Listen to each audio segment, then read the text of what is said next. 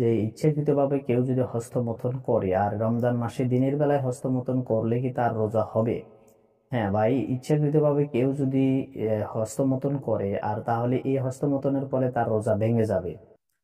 ইচ্ছাকৃতভাবে বীর্যপাত করা বা হস্তমৈথুন করলে এবং বীর্যপাত করালে ইচ্ছাকৃতভাবে যদি কেউ এই ধরনের কাজ করে তাহলে তার রোজা হবে না, রোজা ভঙ্গ হয়ে যাবে। আর এই রোজার জন্য তাকে এই কাজা কাফারা আদায় করতে হবে। রমজানের দিনের বেলা হস্তমৈথুন করা সহ ইচ্ছাকৃত বীর্যপাত করা সহ যে কোনো ধরনের অশালীন বা এই ধরনের সহবাস করা সহ এই সকল কাজ করলে তার রোজা ভঙ্গ হয়ে যাবে। তাই রমজান মাসে কেউ হস্তমৈথুন করলে তার রোজা হবে না, রোজা ভেঙে যাবে, আর তার জন্য কাজা কাফারা দিতে হবে। হস্তমৈথুন একটি খারাপ অভ্যাস, এটা আপনারা সবাই জানেন। আর এই হস্তমৈথুনের ফলে কেউ যদি এই রমজান মাসেও করে থাকে তখনই তার গুনাহ তো হচ্ছেই, তার সাথে রোজাও ভঙ্গ হয়ে গেল।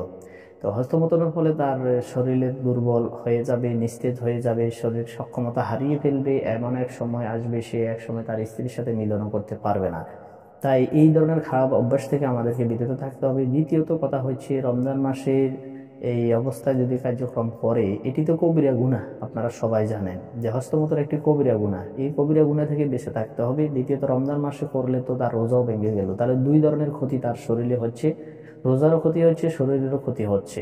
যার ফলে আমরা রমজান মাসে কেউ যেন হস্তমৈথুন না করি, আর এটা যারা বদ অভ্যাস রয়েছে তারা এই অভ্যাসকে ত্যাগ করি।